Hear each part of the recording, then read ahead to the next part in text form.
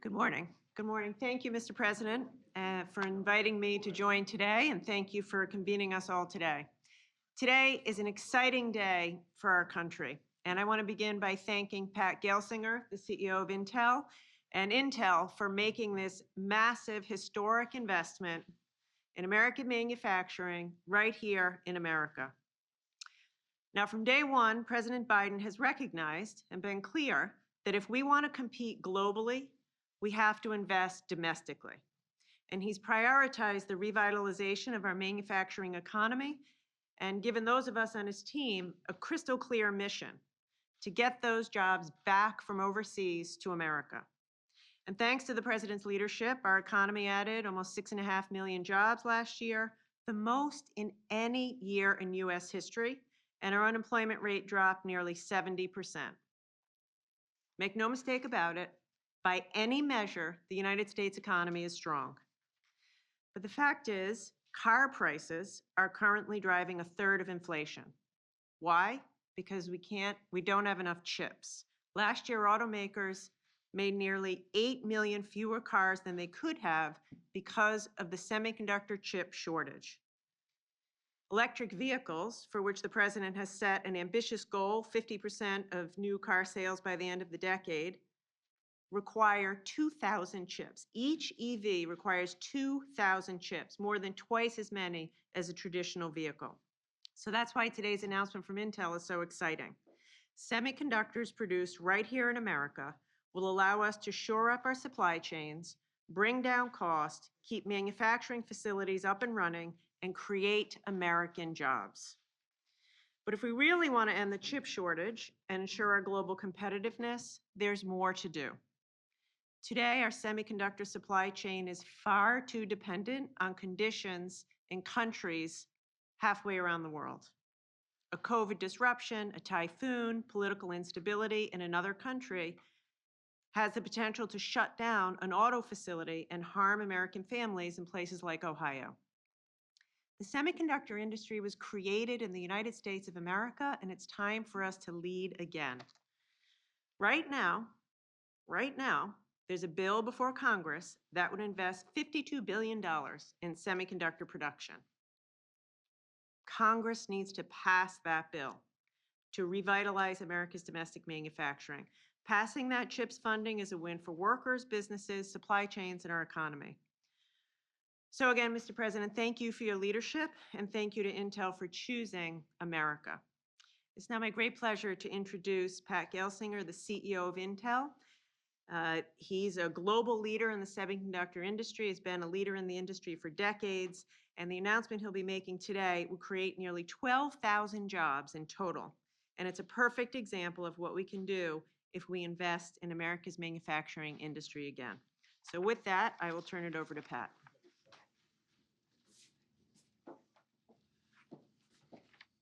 Thank you, Secretary Raimondo. Thank you, President. Thank you for my best Ohio friends and the senators. And we look forward to being welcomed into Ohio. I am thrilled to be at the White House today. Such an exciting occasion, historic day for Intel and the global semiconductor industry. And for a farm boy from Pennsylvania, I thought I'd never be here. Today, Intel is announcing plans for an initial investment of more than $20 billion to build 2 new leading-edge fabs in Ohio.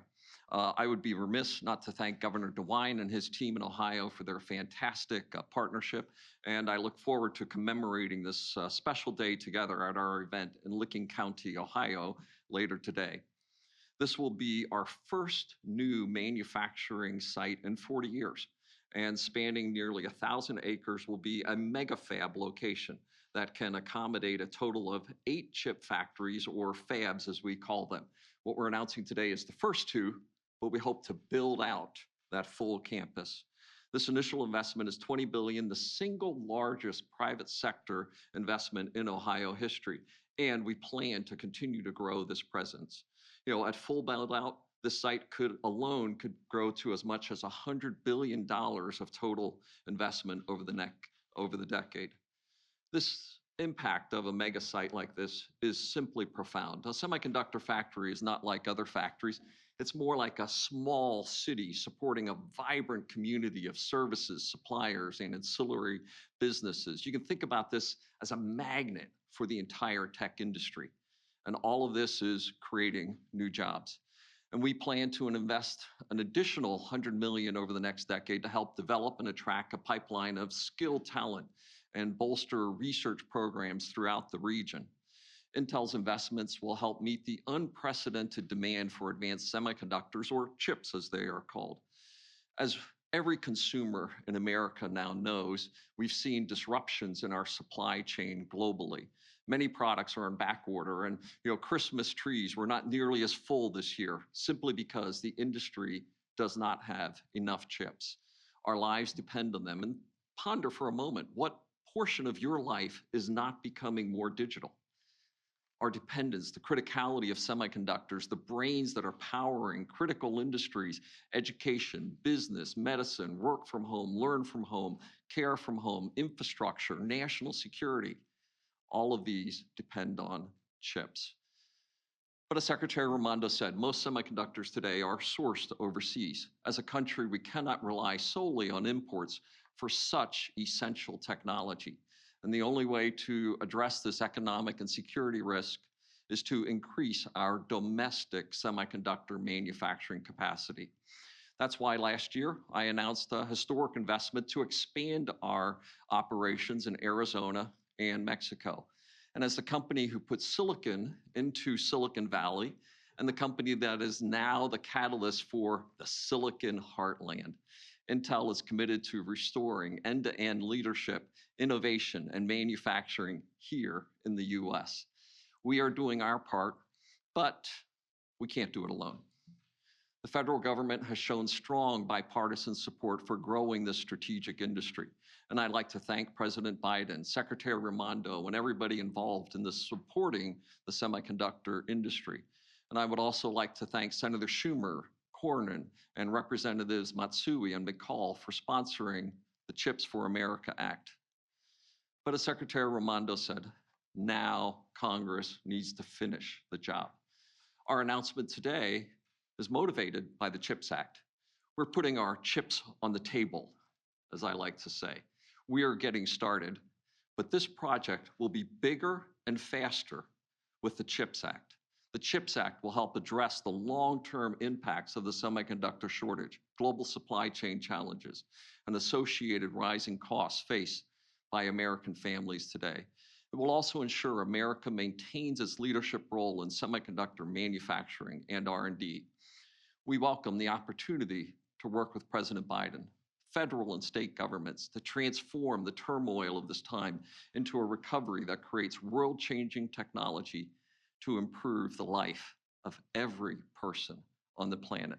I thank you, and it's now my honor, my pleasure, and something a farm kid from Pennsylvania would have never imagined, that I get to introduce the President of the United States. Mr. President. Thank you.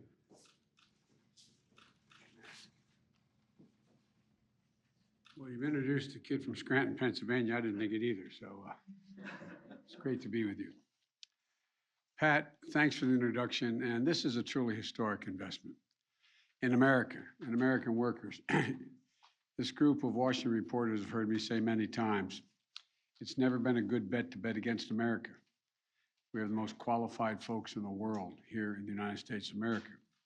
And I want to thank Sherrod Brown and Rob Portman, two senators who deserve an enormous amount of credit for us getting to this place right now, bipartisanly. The idea that we can work together is always just beginning to dawn on people here, I think. And I want to thank Commerce Secretary Gina Raimondo, who from day one has been helping lead our efforts to strengthen American manufacturing in America and American innovation. Look, Pat just laid out today's big announcement by one of America's most important companies. This historic investment for Ohio, one of the largest investments in semiconductor manufacturing in American history. A brand new $20 billion campus outside of Columbus, Ohio. 7,000 construction jobs, 3,000 full-time jobs. And I was kidding Pat earlier. I said, I may need a job. And he said, well, it's not bad. You start over 100,000 bucks on the line, but I got to get some training. But look, look, at the singular, look, to be able to say, made in Ohio, made in America, is what we used to always be able to say 25, 30 years ago. That's what this is about. But folks at home might be wondering, why it's such a big deal for manufacturing something so small, the size of a postage stamp? Why is that so important? Well, semiconductors are small computer chips that power virtually everything in our lives.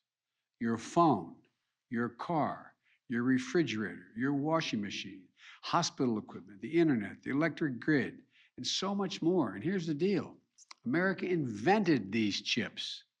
America invented these chips. And federal research and development led to the creation of these chips. Taxpayer dollars. These chips helped power NASA mission to the moon. The federal investment helped bring down the cost of making chips to build a market and an entire industry. As a result, over 30 years ago, America had about 40% of global production. But since that time, something happened. American manufacturing, the backbone of our economy, got hollowed out. Companies moved jobs and production overseas, especially from in the industrial Midwest. Decades ago, we used to invest 2% of our gross domestic product in research and development. Let me say it again. We invested 2% decades ago of our gross domestic product in pure research and development. Today, it's less than 1%. We were ranked #1 in the world in R&D. But guess what? We now rank #9. China was #8 in the world 3 decades ago. Now they're #2. And other countries are closing in fast. As a result, today, we barely produce 10% of the computer chips despite being the leader in chip design and research. And we don't have the ability to make the most advanced chips right now. But today, 75% of the production takes place in East Asia. 90% of the most advanced chips are made in Taiwan. China is doing everything it can to take over the global market so they can try to outcompete the rest of us and have a lot of applications, including military applications. Folks, look, during this pandemic, your pocketbook felt the consequences: inflation, higher prices. Whenever a factory shuts down in one part of the world, the production and shipments of goods to shops and homes and business all over the world gets disrupted. COVID-19 has compounded that problem many times over, especially with these computer chips. As a result, everything from cars to dishwashers are delayed getting to showrooms and customers, just as demand for them is up because the economy is growing. And because supply is low, we find ourselves in a position that we're really behind the curve. Prices are going up. In fact, 1/3 of the recent price increases that have been seen nationally are due to car prices, as mentioned earlier. You know, I'm going to turn to the boss here.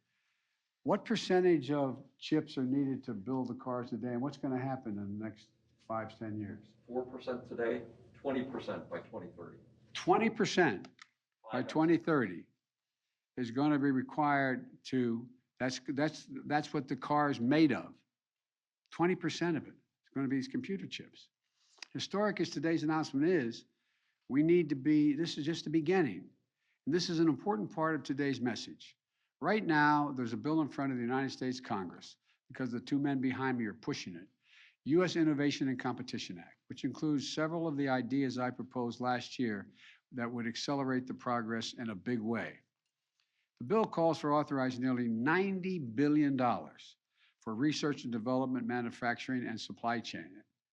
Look, including empowering the National Science Foundation to bring together local communities, universities, community colleges, private companies, and more partnerships like this. And by the way, speaking of community colleges, you all know this, the Washington Press Corps does at least. My wife is a community college professor.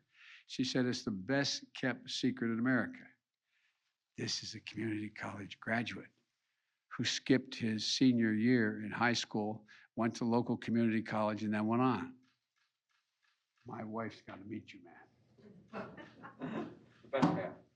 Look, this includes a $52 billion incentive for more companies to build their manufacturing facilities here in the United States of America. I want other cities and states to be able to make announcements like the one being made here today. And that's why I want to see Congress pass this bill right away and get it to my desk. Let's get another historic piece of bipartisan legislation done. Let's do it for the sake of our economic competitiveness and our national security. Let's do it for the cities and towns all across America working to get their piece of the global economic package. And let's do it for the dignity and pride of this country and the American worker. I made clear while I was running for president and from day one of this administration, we are going to invest in America.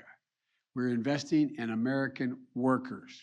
We're going to stamp everything we can made in America, especially these computer chips. Vice President Harris and I, along with Secretary Raimondo and our entire team, have met with members of Congress in both parties because this is a bipartisan issue. We brought business and labor together to see where we could ramp up production and help resolve bottlenecks. Soon after I was sworn in, I signed an executive order to revitalize American manufacturing and making our supply chains more resilient to disruptions, whether it's a pandemic, climate change, or cyber attacks. In some cases, building resilience will mean increasing our production here at home. In others, will mean working more closely with our trusted friends and partners, nations that share our values so that the supply chains do not get used against us as leverage. In fact, I made this clear to President Xi of China. We need not have confrontation, but we have a stiff economic and technological competition, and we're going to insist everyone, including China, play by the same rules. We're going to invest whatever it takes in America, in American innovation, in American communities, and American workers. That's exactly what we're doing here today. As a result of the progress we've made, record economic growth, record job growth, faster economic recovery than any other nation on earth, we are better positioned globally than we have been in a long, long time. Intel's historic investment is one example. It's not the only one.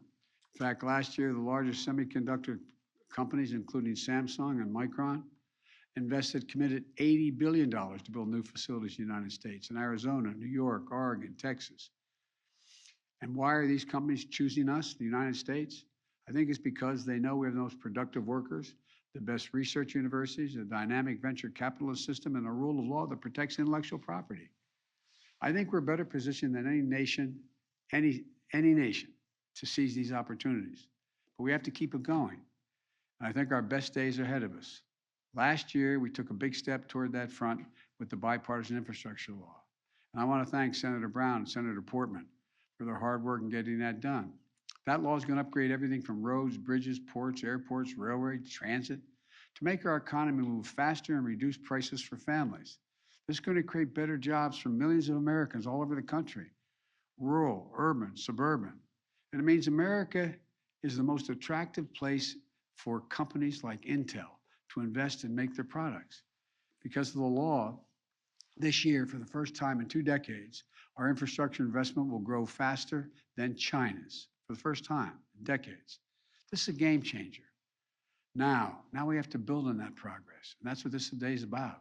It includes Congress acting on our competition bill, which I mentioned earlier, and my administration is going to keep using all the tools we have to reshore our supply chains, strengthen our economic resilience, and make more in America.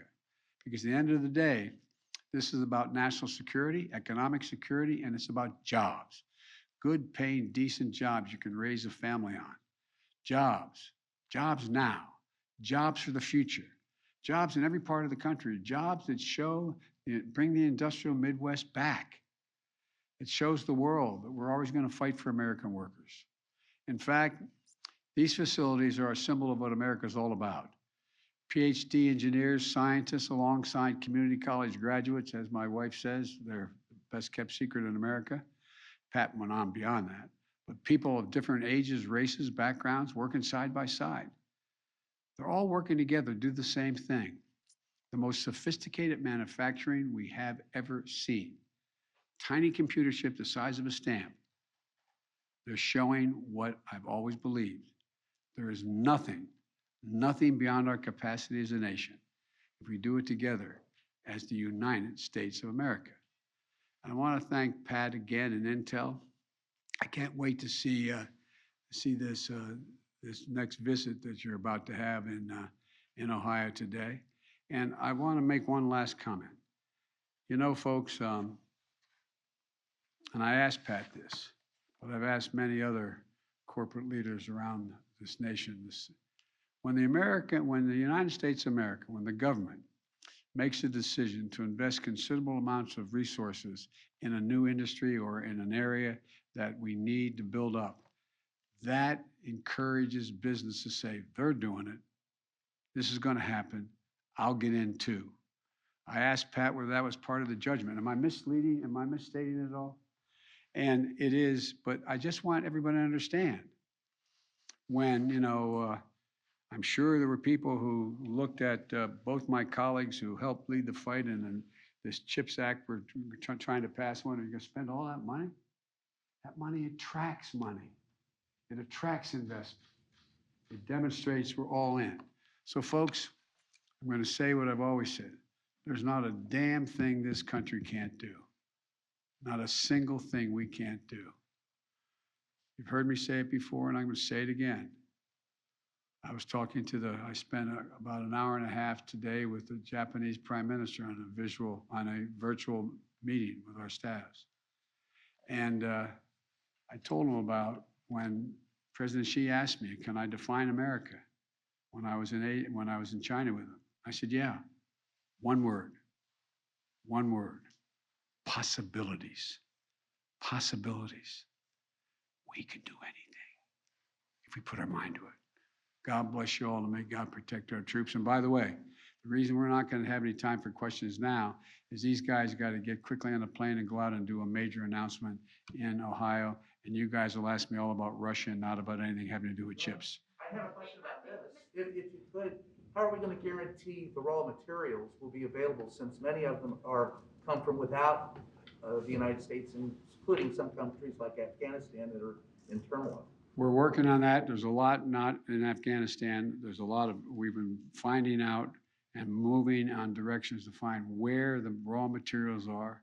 We're making contracts to make sure we have access to them. And we are doing things that we're finding out here in the United States. We have assets we didn't know we had in terms of raw material. Thank you. All right. Thank you.